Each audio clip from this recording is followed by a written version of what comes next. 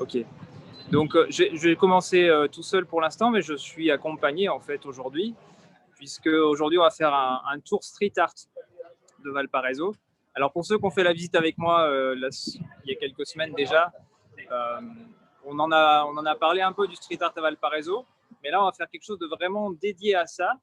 Et donc ce que vous pouvez voir derrière moi, derrière ma tête, c'est une œuvre de Anis. Alors Anis, c'est une artiste graffeuse locale, une artiste, hein, c'est une femme. Et voilà, là on est devant une de ses œuvres. Alors malheureusement, on a mis un grillage derrière, ce qui fait que ça gêne un petit peu la vue. C'était pas là avant-hier. Donc voilà, donc en fait l'idée c'est de faire un tour, un petit parcours, on va voir plusieurs de ses œuvres et Anis qui est avec moi en fait va d'abord expliquer un petit peu son travail, ce qu'elle fait, comment elle a commencé dans le street art et surtout à la fin on va terminer avec une petite démonstration. Donc en fait elle a son sac avec ses bombes de peinture et on va terminer sur un mur, elle va vous faire une petite démonstration en 20-30 minutes et créer une œuvre comme ça voilà en direct pour vous. Donc voilà, c'est ça qui est un peu spécial aujourd'hui. Quand on fait les visites ici en direct, on fait ça avec les gens et vous pouvez vous-même tester et peindre vous-même, donc c'est encore mieux. Mais déjà, c'est pas mal ce qu'on va vous proposer ce soir. Donc voilà, je vais arrêter de vous montrer ma tête et puis je vais vous montrer Anis qui est en face de moi. Hop, voilà. Voilà, voilà. Elle est masquée, Anis, hein, parce qu'ici, c'est obligatoire d'être masqué. Donc ce qu'on va faire, c'est qu'on va commencer avec l'œuvre qui est derrière moi. Je vais lui faire un petit peu parler de ça. Donc Anis ne parle pas français, donc je vais traduire. En fait, je vais lui poser des questions, je vais traduire. Et puis vous savez, si vous avez des questions pendant le tour, bien sûr, vous n'hésitez pas à les poser à Alex. Moi, je les transmets à Anis et puis comme ça, on échange de cette façon-là. Ok. Donc je vais remettre par ici. Voilà, on voit mieux comme ça. Et donc, je vais parler un peu en espagnol, hein, je vous le dis tout de suite pour discuter avec Anis et puis je vous fais la traduction. Ya, entonces, mira, le expliqué un poco de qué se trataba la idea. Le expliqué que esa es una pintura tuya y que vamos a hacer un recorrido por varias pinturas. Lo que tú haces mucho son figuras como esta femenina. ¿Cuál sería como tu inspiración detrás de esa figura? Mira, particularmente para esta obra que tiene nombre Renacer, me inspiré un poco en un momento que estuve como enferma. No pude pintar porque me pegué en un pie, entonces no podía caminar y esta es la pintura que pude hacer después de ese momento de recupération. Okay, donc ça c'est une œuvre, en fait c'est une des plus grandes qu'elle ait faite ici à Valparaiso et ça s'appelle Renacer, ce qui veut dire renaître. Et en fait, ce qui est arrivé, c'est qu'elle a eu un accident, elle s'est blessée au pied. Pendant un moment, elle n'a pas pu exercer son activité de peinture. Et ça, c'est la première œuvre qu'elle a faite après. Et du coup, on a quelques symboles de printemps avec des fleurs, avec les oiseaux. Et comme vous pouvez voir, c'est très coloré ces œuvres. Et elle a une particularité, c'est ses couleurs dégradées sur le visage et les yeux noirs. Et ¿puedes hablar un poco de los ojos negros que haces tú, que es como una especialidad tuya? En verdad, como siempre busqué tener una particularidad con el tema de los ojos y un día, así por trabajar en eso, los pinté el globo ocular negro. En verdad, como que no tiene como un significado tan profundo más allá de como quizás como tener un propio estilo en ese tema, de tener como unos ojos más auténticos con mis personajes. Y un día como pintando se me ocurrió hacerlo así y me gustó y me quedé con eso. Porque una persona también me dijo como, oh, parece que estuviera viva. Entonces eso me gustó mucho de pintar los ojos completamente oscuros. Donc, ce que je lui ai demandé, c'est par rapport aux yeux, parce que si vous pouvez remarquer, les yeux du personnage sont noirs. Alors, il y a un petit iris coloré sur le pourtour, mais c'est caractéristique de ces personnages. Ils ont toujours les yeux grands et noirs comme ceci. Et en fait, ça c'est venu avec la pratique, en fait, en se cherchant un style. Un jour, quelqu'un lui a dit « Oh, dis donc, avec ses yeux noirs, on dirait qu'elle est vraiment vivante, ta personne. » Et du coup, voilà, maintenant, elle peint tout le monde avec les yeux noirs. Voilà. Donc, on va avancer un petit peu, on va avancer vers une autre peinture. Et puis, en attendant, pendant qu'on avance, je vais vous parler un petit peu du street art et d'Anis un petit peu aussi. Donc, on ne va pas aller très loin parce qu'en fait, c'est juste en face la peinture suivante. Alors, il y a quelqu'un qui est devant, donc on ne va pas trop l'embêter. Il y a un parasol. On va essayer de vous montrer juste un petit peu, voilà. Donc voilà, il y a un monsieur qui prend son café. Comme je vous dis, on ne va pas trop le remettre. Vous voyez la peinture derrière, donc pareil avec ses yeux noirs. Et là, ce que je voudrais lui demander à Anis, je vais me retirer, je ne vais pas l'embêter plus longtemps que ça, mais vous voyez, c'est un petit café. Dime una cosa, acá la pintura te la pidieron del café o... No, estábamos con un amigo que, el Ritis, que pintó la parte de arriba de la escafandra y él queríamos pintar, entonces pusimos por acá y justo esta pared estaba sin pintar y preguntamos y nos dijeron que sí, así que ya, pintamos solo por querer. Este café se instaló hace poco, si antes era como una casita nomás. Alors, vous voyez ce qui s'est passé ici. En fait, c'est à l'intérieur d'un café, mais à l'origine, c'est juste une petite maison, une maison traditionnelle.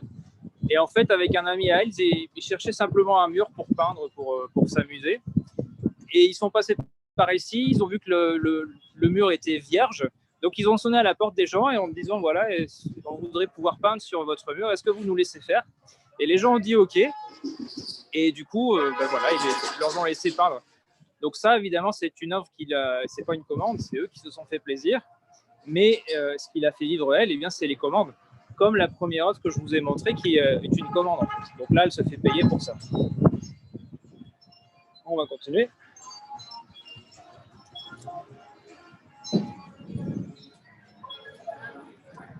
Est-ce que tout va bien jusque-là? Oui, parfait. Okay. Donc au passage, comme vous pouvez voir, des peintures, il y en a partout. Donc ça, c'est d'autres artistes. Hein. Hop là.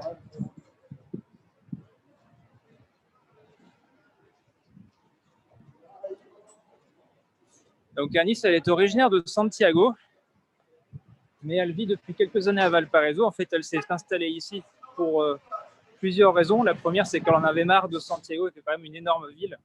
Alors, Santiago, c'est 7 millions d'habitants. C'est une ville où il fait très chaud pendant 5 mois de l'année. C'est assez suffocant. Donc, elle en avait marre de ça. Et puis aussi le fait que la capitale de l'art au Chili, c'est Valparaiso.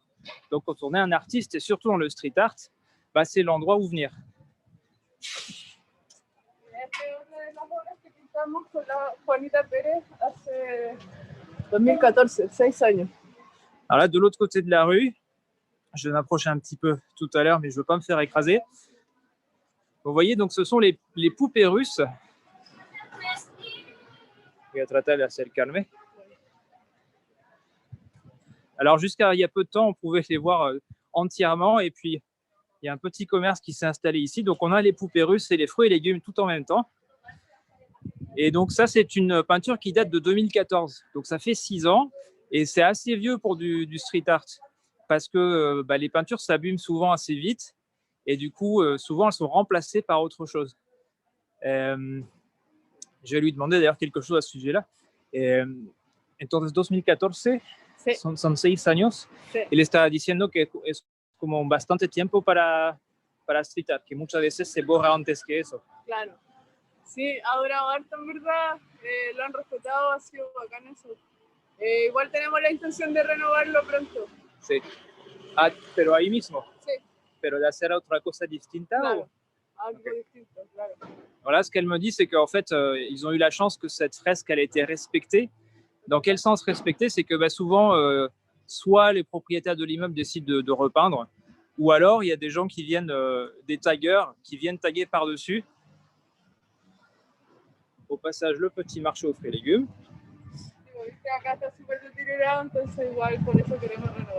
Voilà, là, ce qu'elle est en train de montrer, vous voyez, il y a des parties de murs qui sont tombées. Donc la peinture, elle est quand même assez abîmée. Et du coup, elles ont l'intention de revenir pour la repeindre, mais leur faire quelque chose de complètement différent. Tout effacer et repeindre par-dessus. Et quand je dis elles au pluriel, c'est parce que ça, c'est une collaboration en fait. Elles s'y sont mises à deux. Anis et une autre peintre qui s'appelle Juanita Pérez. Dime una cosa, ¿tú hiciste las caras y ella hizo el resto? No, entre las dos hicimos como el detalle, la decoración de la matrioshka. Y Juanita hizo más como solamente la parte de abajo, sola. Ella hizo solo eso. Pero en general pintamos juntas como todos estos detalles. Ok. Donc en fait, c'est une collaboration. Donc Anis a fait tous les visages. Pour la partie du corps des poupées russes, elles s'y sont mises à toutes les deux. Sí. Et la partie du bas, en fait, la fresque, c'est son ami Juanita Pérez. Alors, en fait, c'est quelque chose qui se fait de plus en plus, les collaborations entre artistes, alors qu'au début, ça n'existait pas du tout. Et puis maintenant, avec, on va dire, la démocratisation de l'art de rue, de plus en plus, ils collaborent entre eux. C'est bon. Me decía que quería hablar conmigo, pero bueno, después le voy a decir que va a la vuelta. A la vuelta conversamos. Ah, et la dame qui tient le magasin voulait justement discuter avec elle pour parler de la prochaine fresque qu'elles vont faire à cet endroit. Et là, vous voyez, des fresques, il y en a absolument partout.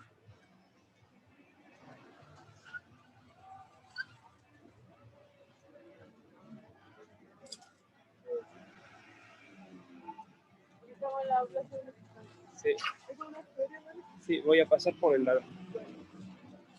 Alors, il va y avoir un petit peu de bruit. Alors, normalement, quand on passe ici, on montre la petite place, mais là, il y a une fête, donc ça va être un peu bruyant. Je vais juste vous montrer ce qu'il y a sur le côté. Voilà, parce qu'ici, on a une forme différente de street art. Alors, si vous voyez, ce sont des capsules de bouteilles. Des milliers de capsules de bouteilles qui ont été récupérées et collées les unes à côté des autres pour faire tout ce motif qu'on voit ici. Et je vais essayer de passer entre les voitures. Tout ça, ce sont des capsules. Hop. Voilà, ça s'arrête ici. Donc, on a à peu près 6 mètres de mur de capsules et un chien. Il y a toujours des chiens à Valparaiso. Donc, imaginez le temps qu'il a fallu, d'une part, pour rassembler toutes ces capsules et puis pour faire tout ce motif. C'est énormément de travail. Voilà, ça a pris des semaines à faire tout ça. Voilà, j'ai retrouvé Anis qui est parti de l'autre côté.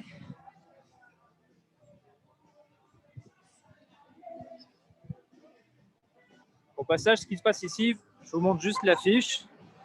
Somos guerreros por ternura. C'est une petite manifestation politique pour demander la liberté des prisonniers politiques mapuche. Voilà, ça c'est quelque chose qui se passe souvent malheureusement au Chili. On a des révoltes dans le sud du pays, c'est le territoire mapuche, et régulièrement, on les met en prison. Je vais quand même essayer de vous montrer ce qu'il y a sur la place, mais sans trop parler parce qu'il y a de la musique. En fait, il y a une superbe mosaïque ici.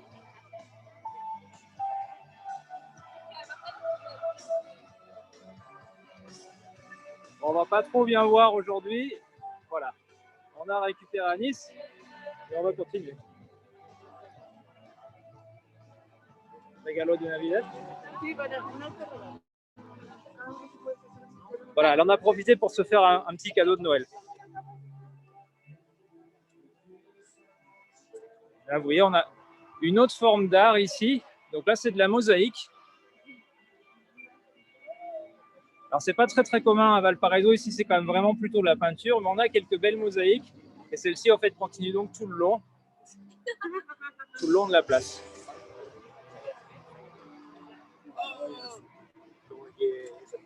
Aquí en el camino hay un muro más que también es una colaboración. En general, casi todos los trabajos del sector más grandes fueron colaboraciones en esta calle.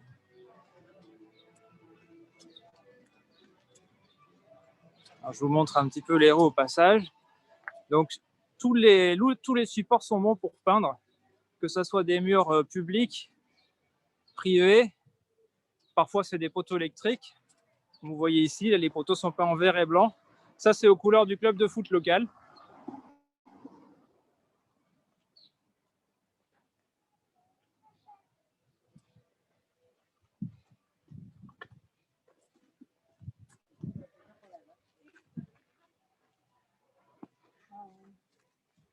Estoy acá. Et je vais poser une question à Anis. Je vais lui demander si elle préfère travailler toute seule ou en collaboration. Parce qu'en fait, la plupart de ses œuvres les plus grandes, elle les a fait en collaboration. ¿Tú prefieres colaborar con otros o prefieres trabajar sola? Me gustan las dos. Creo que de las dos instancias aprendo. Me igual como trabajar con otros siempre es mucho más desafiante porque tienes que acomodar los estilos, entonces implica pensar más, como no sé, ver el lugar de una manera más estratégica para poder así pintar.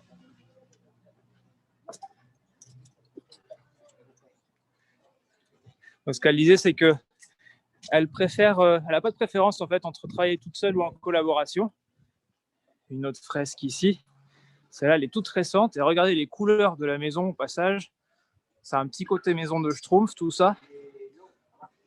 Donc en fait, ce qu'elle dit, c'est que en collaboration, c'est plus difficile parce qu'il faut adapter son style à celui de l'autre artiste. Donc c'est plus un défi. Il faut vraiment bien penser le travail à l'avance et le préparer à deux. También lo pintamos con Ali, que es una artista estadounidense que vivió varios años acá en Valparaíso, se fue el año pasado recién. Y bueno, pintamos este espacio que normalmente funcionaba como un lugar de encuentro donde había música, películas, anterior à la pandémie. Voilà, donc ça, ce travail-là que vous voyez, donc le visage, c'est elle qui l'a fait. Et tout le reste, donc les plantes qu'on voit autour du visage, tout le reste du mur, c'est une autre artiste qui l'a fait en collaboration, Aline, c'est ça? C'est Aline Quinto. Qui est une artiste américaine qui a vécu plusieurs années ici. Et en fait, cet espace-là, alors ça a l'air de rien comme ça, mais c'était un espace culturel où on passait des films d'artistes, des films d'art et d'essai, pardon. Il y avait des pièces de théâtre qui étaient jouées, mais tout ça, c'était avant la pandémie. Maintenant, malheureusement, c'est fermé, ce site-là.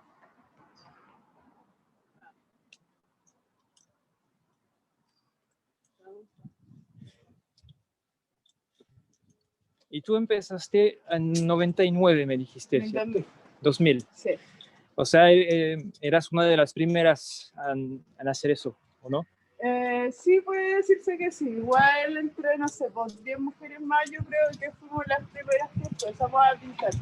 Cuando yo empecé a pintar, todavía habían ya como 5 o 6 chicas que eran bien reconocidas. Yeah. Hoy día somos como 100, yo creo más. En fait, ce qu'elle disait, oui, elle a un compte Instagram. De mémoire, ça doit être Anis-88. Voilà, et avec .cl à la fin. On vous redonnera ça à la fin par message. Alex vous enverra ça. Mais oui, elle a un compte Instagram. En fait, ce que je lui demandais, c'est que comment c'était quand elle avait commencé, puisque elle fait partie des pionnières. En fait, le street art à la base, c'est quand même un univers essentiellement masculin. Et elle a commencé en l'année 2000, donc ça fait 20 ans. Elle avait seulement 12 ans à cette époque-là. Donc elle a commencé vraiment toute jeune. Et à cette époque-là, il n'y avait qu'une dizaine de femmes qui étaient un petit peu connues dans le milieu du street art.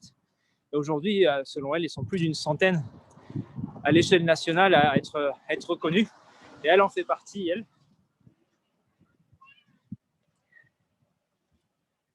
¿Tú dirías que más o menos cuántos artistas logran vivir de su arte acá? En Valparaíso, yo creo que somos como como 10 por lo menos, 15. Yeah. Sí. Entre Valparaíso y Viña. Et donc ici, sur Valparaiso et Viña del Mar, qui est la ville voisine, il y a une dizaine d'artistes, peut-être un peu plus, qui arrivent à vivre de leur art. Alors comment ils en vivent? Eh bien, ils obtiennent des contrats, souvent des contrats publics. Et dans le cas de Anis, là, justement, elle avait eu un contrat pour aller faire une fresque à Santiago. Et ce contrat, malheureusement, a été repoussé en raison de la pandémie. Et c'est ce qui nous permet de l'avoir avec nous aujourd'hui, d'ailleurs.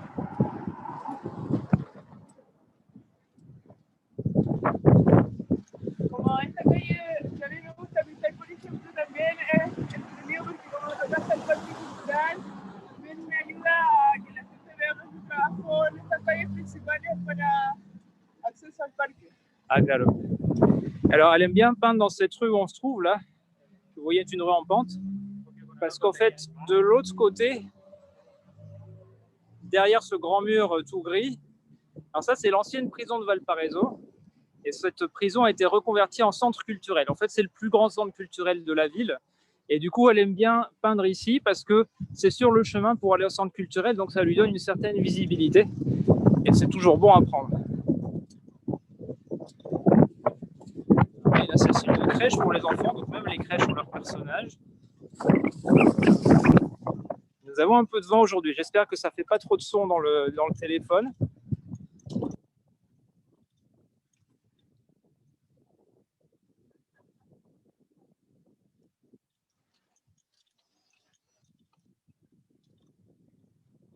Alors, la plupart des peintures qu'il y a sur les murs de Valparaiso... Thomas, oui, ça a coupé, on t'a pas entendu. Ah, d'accord. Je disais simplement qu'il y avait un peu de vent. J'espérais que ça gênait pas. Ah bah, on n'a pas entendu le vent, du coup. Très bien. Voilà une autre fresque donc d'Anis. Esa es más reciente, ¿no? No, esta es muy antigua, ¿Sí? esta es del 2015. Ah, pero está súper bien conservada. Sí, igual mira, el gorro ya se borró. Sí. Pero es 2015 y fue, bueno, aquí igual pintó otros chicos que después cuando vinieron a visitar y tiene como una inspiración en las cholitas bolivianas o las nortinas de Chile que usan este tipo de gorros. Ah, ok. Donc en fait, cette peinture-là, donc ça date de 2015, donc c'est pareil, c'est assez ancien pour une peinture de rue, mais elle était très bien conservée. Ça, c'est dû en partie au fait que là où elle n'est pas exposée à la pluie, elle n'est pas exposée au vent, ça joue beaucoup. Et donc c'est inspiré de la cholita, qui est la femme typique de la Bolivie, du nord du Pérou, avec son chapeau et ses longues tresses que vous voyez des deux côtés des oreilles et l'énorme boucle d'oreille.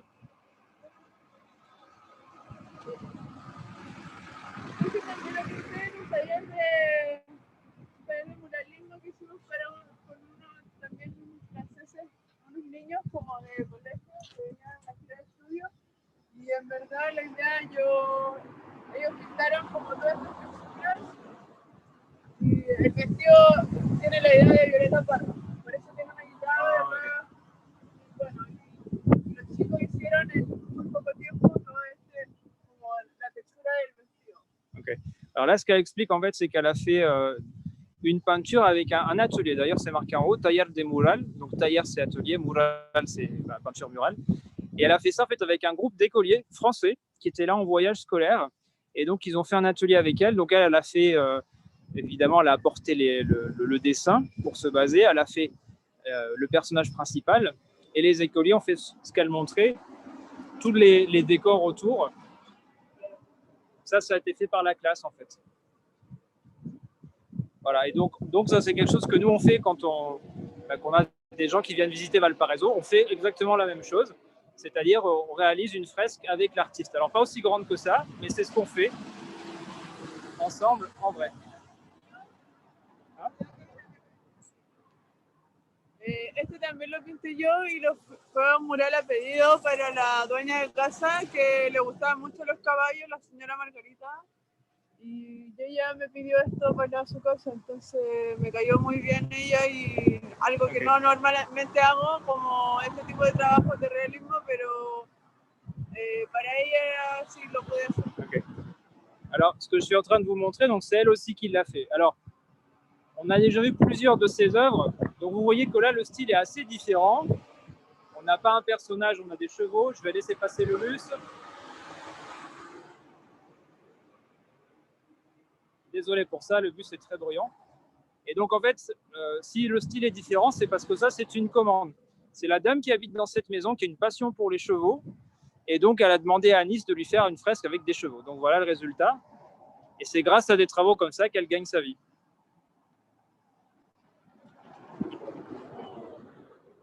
Est-ce que tout va bien pour l'instant? Est-ce qu'il y a des questions?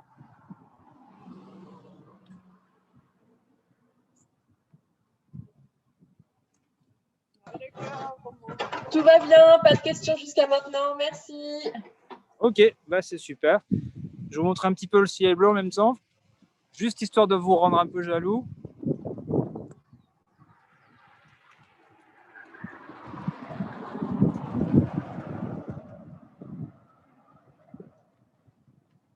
Et donc, comme je disais tout à l'heure, ça fait donc 20 ans maintenant qu'elle fait.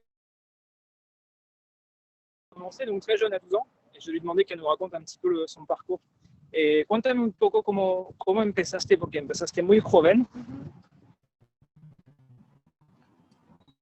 Bueno, empecé pintando en Santiago primero. A los 12 años empecé a pintar porque me gustaba mucho dibujar y cuando descubrí que estaba el graffiti, empecé a averiguar y a saber cómo podía yo relacionarme con el graffiti. Entonces, a veces contaron la historia de la casa de mis papás y me fui a pintar con una amiga en el colegio. Eso fueron mis inicios en el año 2000. Ok, donc en fait, ce qu'elle dit, c'est que quand elle avait 12 ans, elle adorait faire des dessins. Et en fait, ce qu'elle m'avait dit avant un jour, c'est que la maîtresse d'école tout le temps, il n'écoutait pas. Et à l'âge de 12 ans, dans la maison de ses parents, elle est allée chez une amie, elles sont partis un peu à l'aventure. Thomas, on n'a pas entendu. Ça a commencé comme ça. Thomas, on n'a pas entendu, ça a bugué. Tu veux bien répéter? Oui, bien sûr. Merci. Donc, ce que je disais, c'est que à partir d'où vous n'avez pas entendu? Ese también es la última cortina, la pinté yo. On va dire les 30 dernières secondes. Vamos a avanzar porque acá pasa mal la señal. Est-ce que c'est revenu? Oui, ça va mieux. Ok. Oui, on était dans un recoin là entre deux collines et du coup ça passait mal, pardon. Donc ce qu'elle disait en résumé, c'est que l'école et ça, la maîtresse la trouvait toujours en train de dessiner quelque chose. Et puis un jour, elle a appris qu'il existait quelque chose qui s'appelle le graffiti. Et donc elle est allée chez ses parents, elle a cherché ce qu'il y avait comme matériel pour peindre. Et avec une copine, elles sont parties un peu à l'aventure pour peindre dans la ville. Sans aucune expérience, sans aucune idée de ce qu'elles allaient faire. Et elle a commencé comme ça. Et donc, en fait, c'est une autodidacte parce qu'elle n'a jamais pris de cours. C'est simplement en étant au contact d'autres graffeurs, d'autres artistes de rue qu'elle a appris peu à peu les techniques. Et elle a commencé à forger son style. Ici, il y a vraiment une unité dans le style, dans les couleurs. Et voilà, c'est quelqu'un qui aime beaucoup les couleurs vives à Nice, c'est ce qui va très bien avec Valparaiso, où on est plein de couleurs vives, justement.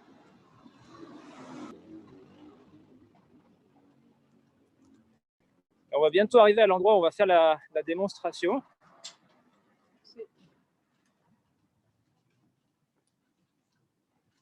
Anis ne parle pas français, mais elle comprend un peu ce que je dis des fois. No, no hablo francés. No, pero entiendes, de repente. Sí, algunas cosas, pero muy poco. Tenez, juste un petit détail ici qui est assez amusant. Sur la porte, ça c'est une porte qui est faite avec des roues de bicyclette recyclées. Le cadre de la bicyclette. Voilà, et c'est vraiment fait entièrement avec ça. Donc là, on mélange le street art avec la récupération. Et à Valparaiso, on est très très doué pour ça, pour mélanger les deux.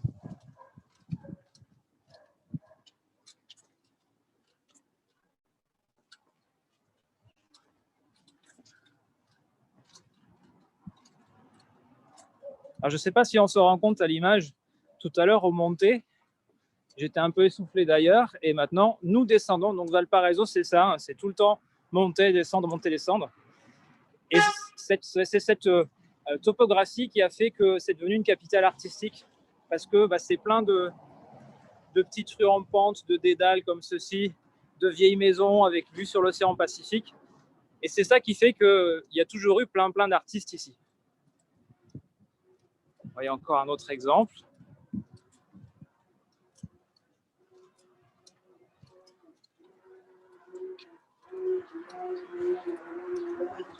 Alors, la plupart des peintures qui se trouvent ici, c'est fait à la bombe. J'avais commencé à expliquer ça tout à l'heure. Simplement, dans certains cas, les artistes vont quand même utiliser les pinceaux surtout pour faire des choses plus détaillées. Donc là, ce que va faire Anis en démonstration, c'est uniquement la bombe parce que c'est ça qui va le plus vite à faire en fait. Là, regardez, je vais juste traverser rapidement pour vous montrer ceci.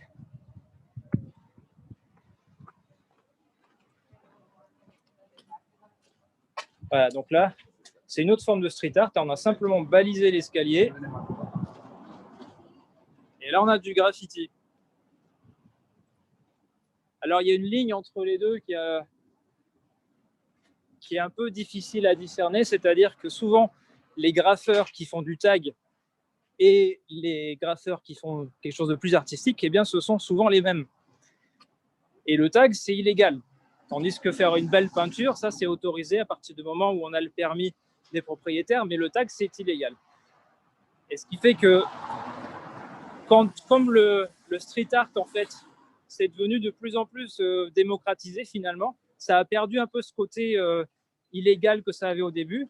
Et c'est pour ça que des artistes, même des artistes reconnus, qui sont payés par les municipalités, qui sont payés par des personnes privées, eh bien, de temps en temps, pour avoir un petit peu d'adrénaline, ils vont se trouver à un mur où ils n'ont pas d'autorisation et ils vont peindre dessus. Ok.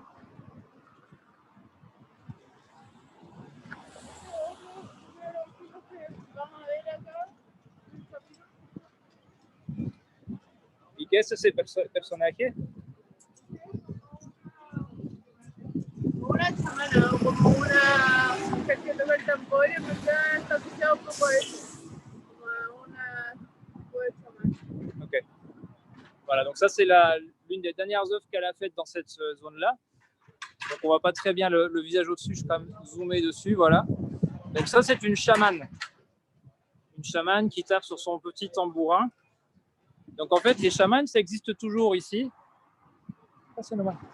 Ça existe toujours ici dans la culture mapuche notamment, où on a des chamanes qui sont des sortes de femmes médecines et qui font des cérémonies avec ces tambourins, soi-disant pour soigner les maux que vous avez à l'intérieur du corps. Donc c'est ça qu'elle a voulu représenter ici.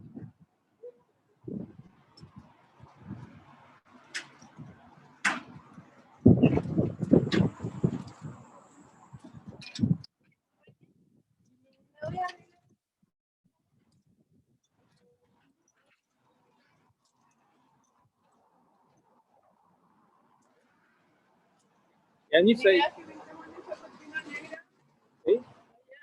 ahí es. Ok. ¿Dónde dice mala testa? Okay. Voilà, on va arriver sur le site où on va faire la démonstration. C'est dans le virage. Donc là encore, ce qu'elle a fait tout simplement, elle a demandé l'autorisation au propriétaire. Dans ce cas précis, c'est un bar. Donc au propriétaire du bar, si elle pouvait peindre sur le mur. Et à partir du moment où le propriétaire donne son accord, on peut y aller, il n'y a aucun problème.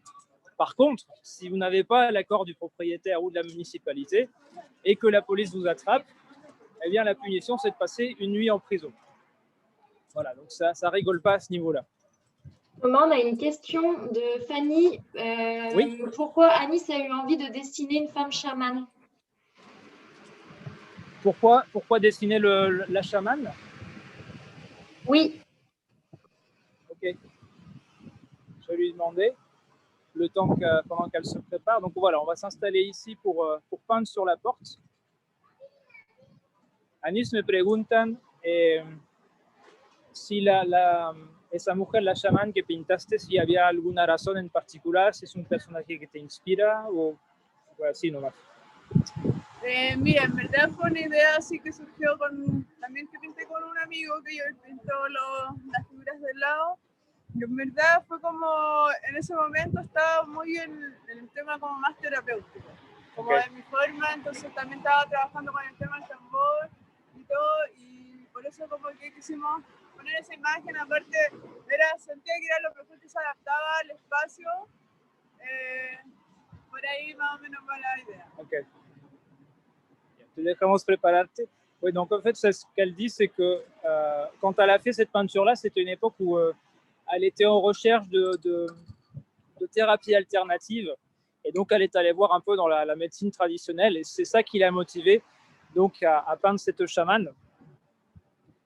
Donc, pour donner une idée, en fait, les chamans ici, dans les Mapuches en tout cas, ce sont des gens qui ont d'énormes connaissances en herbes médicinales, à tel point qu'il y a des pharmacies aujourd'hui, des pharmacies Mapuches, où on ne vend que des remèdes traditionnels, donc préparés par les chamans comme cette dame.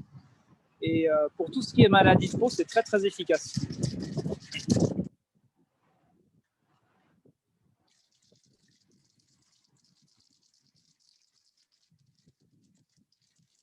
Alors justement, en parlant de thérapie, normalement, alors on va commencer. Vous voyez, il faut secouer la bombe avant de commencer parce que sinon ça a tendance à sécher sur le bouchon.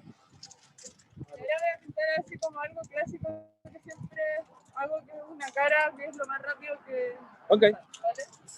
Donc là, elle va faire quelque chose qui est classique pour elle. Elle va faire un visage. Et vous allez voir, ça va aller très vite. Enfin, très vite. Ça ne va pas se faire en 2 minutes non plus, mais ça va être assez rapide.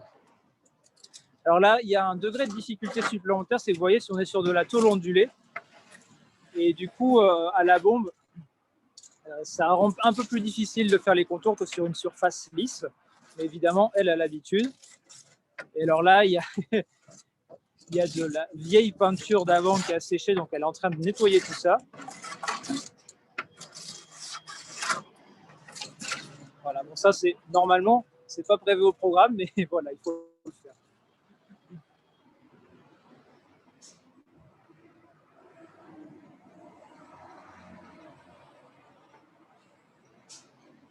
Donc le principe, normalement, chaque artiste a une technique différente, mais normalement, le principe de base, c'est de faire d'abord le contour, donc c'est ce qu'elle a fait, le contour du visage tout en jaune.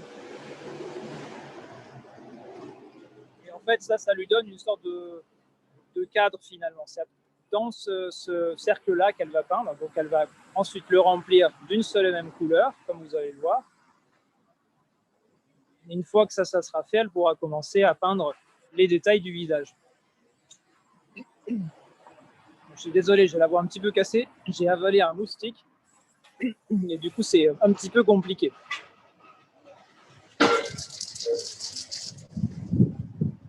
Ok Thomas, il n'y a pas de problème. Comment? On rigole avec Alex. Non, mais on adore l'histoire du moustique. Oui, bah, c'est les aléas du direct. Qu'est-ce que tu veux que je te dise?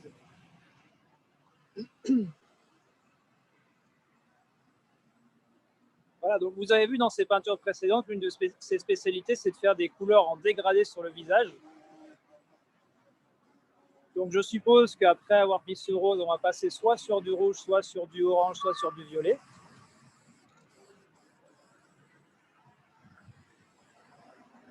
Alors normalement, pour peindre, quand elle fait des peintures vraiment longues sur plusieurs heures, elle se met un véritable masque de protection. Au début, hop, ça c'est une amie. Bonjour la copine au passage. Donc au début, en fait, quand elle a commencé à peindre, elle était toute jeune. Et du coup, elle ne savait pas qu'il y avait des produits chimiques dans les bombes et que c'était toxique.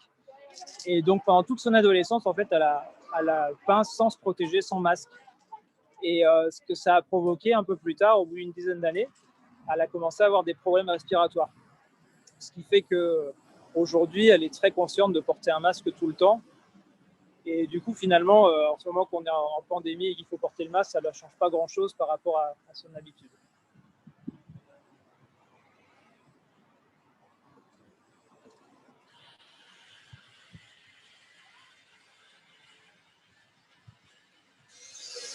Ah, ça, c'était pas prévu au programme. Désolé pour le bruit de perceuse.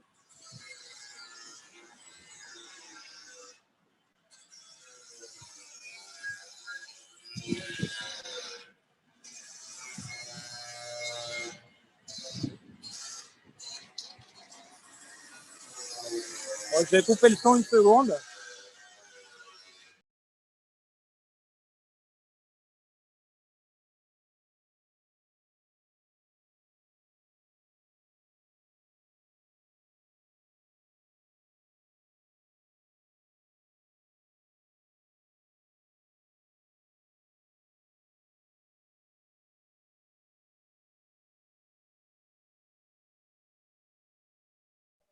Thomas, on n'a plus le son. Oui. Mais peut-être que tu parlais pas. Oui, non, c'est juste j'avais coupé le son parce qu'il y avait une perceuse juste au-dessus qui faisait beaucoup de bruit. Voilà, donc okay, je l'ai remis. Ok. Voilà, c'est pareil, les aléas du direct. Donc vous avez vu, une fois qu'elle a mis ces 3 couches de couleur principales, la première chose qu'elle a fait, c'est les yeux. Alors pourquoi les yeux en premier? C'est parce que ça permet en fait de centrer le reste. Ça donne une échelle par rapport au reste. Si vous essayez chez vous, faites un portrait terminé par les yeux, en général, c'est pas la meilleure façon de le faire.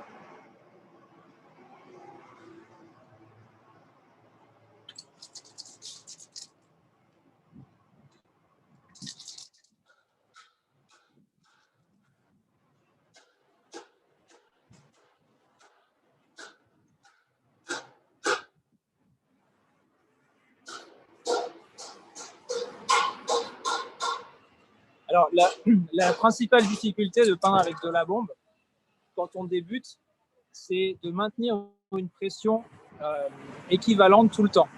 Parce qu'en fait, le petit bouton à pression, il est assez dur. Et au début, quand on le fait au début, soit il n'y a rien qui sort, soit c'est un énorme jet d'un coup. Et du coup, voilà, ça prend un petit peu de temps avant de bien maîtriser la pression régulière. Et la deuxième chose, c'est de garder toujours la même distance entre la bombe et le mur. Vous voyez là, je vais attendre qu'elle se remette à peindre. En général, il faut se mettre à 2-3 cm.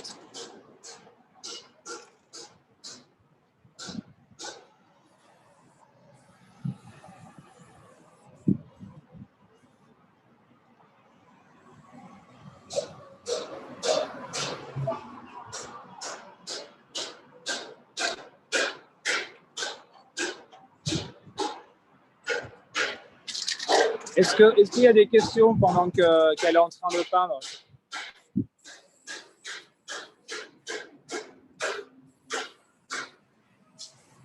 Vous pouvez réouvrir les micros au fur et à mesure si vous avez des questions, mais je pense que tout le monde est en train d'admirer le travail d'Anis là. Ouais.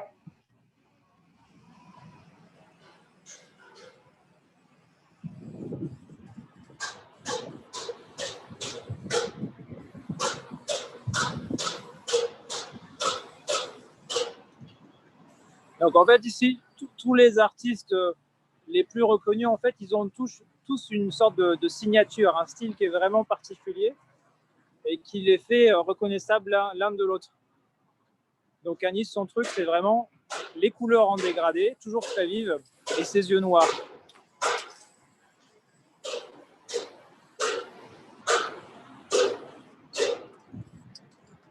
Et elle fait partie des artistes aussi qui maintenant sont exposés dans les galeries.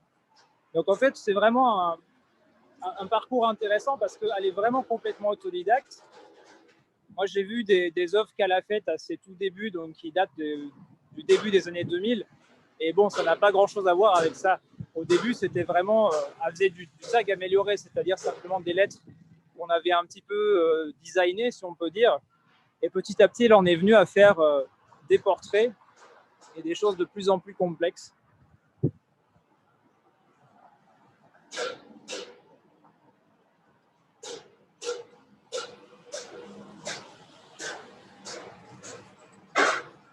Et donc, comme je disais, au départ, en fait, pour refaire un peu un historique, il y a 25 ans, le street art, ça n'existait pas ici. Ça a vraiment commencé juste avant elle, dans les années 97-98 par là. Et au début, c'était donc complètement illégal, même avec l'autorisation des propriétaires. Il fallait avoir un contrat avec la mairie, sinon c'était interdit. Pardon, on a la perceuse de nouveau.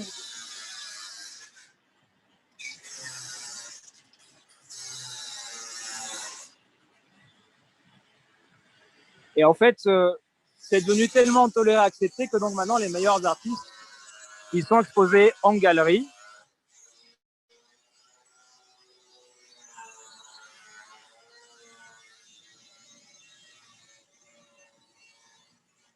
Et donc le fait d'être exposé en galerie, ça leur permet aussi d'une part de passer dans d'autres milieux, puisque la galerie d'art, évidemment, c'est comment dire, c'est un autre niveau. Il y a un autre niveau d'exigence et de reconnaissance aussi quand on est exposé en galerie que quand on est simplement sur les murs. Et alors, s'il y en a parmi vous qui habitent à Paris, il y a un artiste chilien qui s'appelle Inti. C'est le plus fameux des artistes chiliens. Il est natif de Valparaiso. Il fait partie des pionniers, ceux qui étaient là déjà il y a 23-24 ans. Et Inti a fait plusieurs peintures à Paris. Il y en a du côté de Belleville notamment. Et il y en a une qui se voit depuis le métro. Je ne sais plus si c'est la station Barbès. Mais voilà, il y a des artistes chiliens qui sont venus à Paris. Elle n'a pas encore eu cette opportunité, mais de plus en plus, en fait, les artistes latinos sont invités à des festivals dans le monde entier. Donc, il y en a qui sont partis en Espagne, d'autres qui sont allés aux États-Unis. À Nice, je crois qu'elle est allée peindre au Mexique. Voilà, donc c'est vraiment un milieu qui est de plus en plus reconnu et de plus en plus valorisé finalement. Alors souvent, les gens, quand ils voient ce portrait, ils disent « Est-ce que c'est une hawaïenne ?» ou une polynésienne. Alors, elle m'avait expliqué ça une fois, mais j'avoue que j'ai oublié la réponse. Du coup, je vais lui redemander si c'est ça ou s'il n'y a pas de signification en particulier avec la fleur. Anis, la flor, si es porque es polinésica ou nada que ver? No, es solo un adorno, pero es un manzanillo. Ok. Alors, c'est seulement pour faire joli. Par contre, c'est pas n'importe quelle fleur, c'est de la camomille. Alors, vous voyez ce qu'elle est en train de faire là? Elle fait un deuxième contour. Alors, en fait, comme la bombe, c'est pas hyper précis au niveau des distances. Souvent, une fois qu'ils ont terminé leur personnage, ils refont un deuxième contour comme ça pour le définir un peu mieux.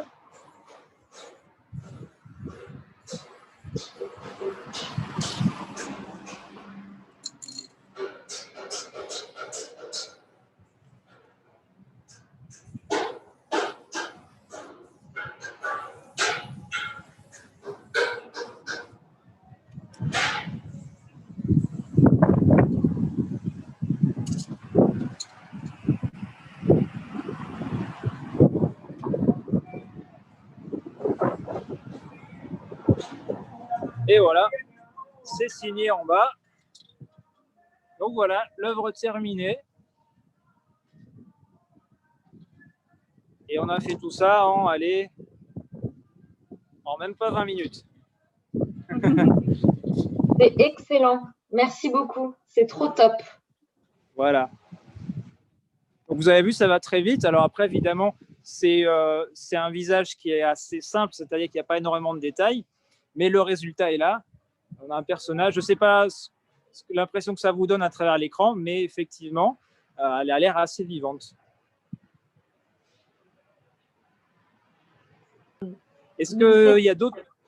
Ouais, Oui, n'hésitez pas à ouvrir vos micros si vous voulez commenter ou poser des questions à Anis. Ouais. C'est exactement ce que j'allais dire. S'il y a des questions, n'hésitez pas. Est-ce que tu peux prendre un peu de recul pour qu'on puisse prendre une photo globale et puis voir d'un petit peu plus loin toute l'œuvre? Ouais, top, merci. Voilà.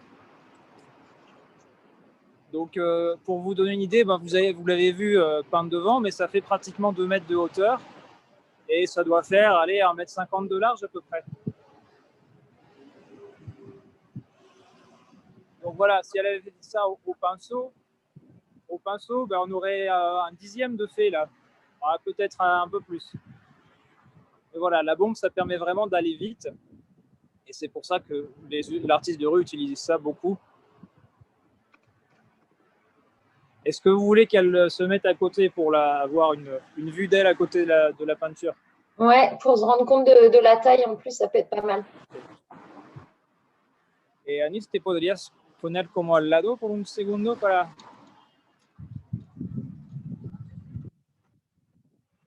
Voilà. Passez. Voilà, on est dans la rue, donc les gens passent. Tout à l'heure, vous ne voyez pas parce qu'il était derrière moi, mais il y a une personne qui s'est arrêtée pour regarder tout le temps qu'elle peignait à Nice. Donc, si, passez nomás. Voilà. Está bien. Una cosa que me preguntaban, Cuando a veces ves la gente en la calle que saca fotos a tu pintura, ¿cómo se siente eso para ti? Bien, igual, porque es como que la gente valoró o le gusta lo que he pintado, entonces me gusta que la gente se motive, se saque fotos, la suba, me etiquete. ¿Y de repente te hablan cuando te ven pintando en la calle? A veces sí, pero la mayoría de las veces como que siempre uso audífonos porque me gusta concentrarme mucho en la pintura, entonces como la gente me ve así escuchando música no me habla mayoritariamente, pero sí a veces me cuentan historias o me dicen qué piensan de lo que estoy pintando. Okay. Ce que je lui demandais, c'est ce qu'elle ressentait quand elle voyait des gens qui passaient à côté, qui prenaient des photos. Donc évidemment, elle se sent flattée quand ça arrive. Ça veut dire que les gens apprécient son travail. Et puis, bah, ça arrive de temps en temps pendant qu'elle peint, que les gens s'arrêtent et lui parlent de ce qu'elle est en train de faire, lui disent « Ah, ça me fait penser à telle chose ou telle chose ». Mais maintenant, en fait, ce qu'elle a pris l'habitude de faire, c'est de se mettre de la musique dans les oreilles. Comme ça, on ne la dérange pas et elle reste concentrée sur son travail. Sinon, c'est un peu plus compliqué. Voilà. Est-ce que vous avez d'autres questions pour Anis? Est-ce qu'elle parvient à vivre de son art? Oui, elle parvient à vivre de son art. Alors, c'est toujours compliqué parce que je vais lui demander qu'elle réponde elle-même et je vais vous la traduire. Mira, me preguntan si tú logras vivir de tu arte. Sí. Pero... Sí, vivo hace 6 años de mi trabajo acá, que me vine a Valparaíso. Desde que me vine a vivir acá, puedo vivir muy bien de mi trabajo. Igual soy una persona ahorrativa, pero en general me va súper bien. Sí. Pero lo complicado, como me decías antes, es que de repente tienes un contrato o dos y después nada, entonces... Claro, eso... sí, es como por eso que hay que saber cómo gestionar los recursos, porque hay meses que no hay mucho trabajo o son pegas más pequeñas y otros meses que son trabajos muy grandes, entonces hay que saber ahí cómo administrar los recursos. Voilà. Donc en fait, ce qu'elle dit, c'est que depuis qu'elle est venue habiter à Valparaiso, pardon, donc depuis 6 ans, elle parvient à vivre tout à fait décemment de son art. Ce n'était pas le cas à Santiago, c'est parce que la vie est plus chère à Santiago et puis il y a moins de sensibilité artistique ici.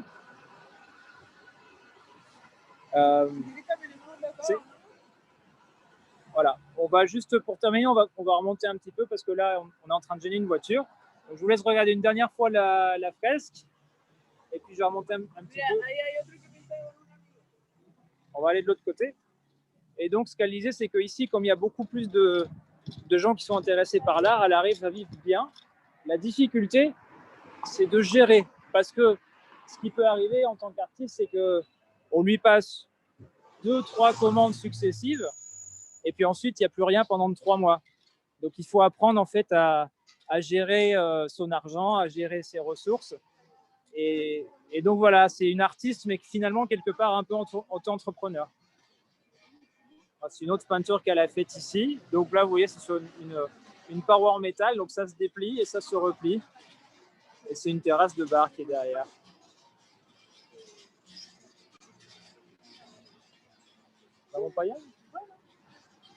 Et juste un petit détail, j'adore son masque. Où est-ce qu'on peut en trouver des comme ça?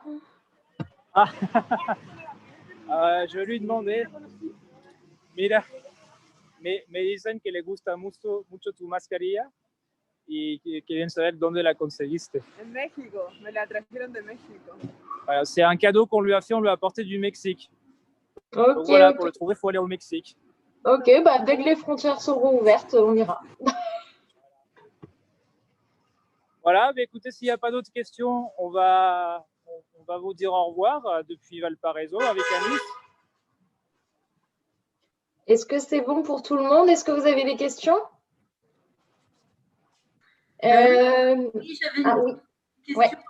Est-ce qu'il existe un statut d'artiste au Chili comme on a nous en France?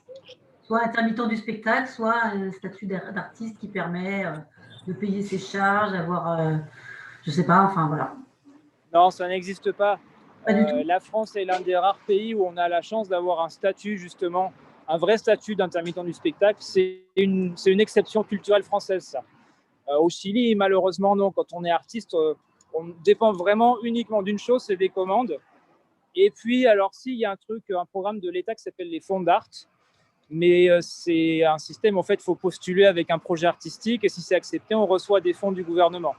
Mais ce n'est pas donné à tout le monde et c'est assez compliqué la postulation. Donc, en résumé, être artiste au Chili, c'est beaucoup plus compliqué qu'être artiste en France. Ok. Voilà. De notre côté, on vous remercie. Chloé s'excuse, elle a dû aller prendre son train pour rentrer à Nantes, mais elle vous remercie tous d'avoir assisté ce soir à la visite guidée un peu spéciale. Elle remercie aussi Thomas et Anis, de même que toute l'équipe de Tira Latina. Pardon. On vous remercie, c'était vraiment top comme visite.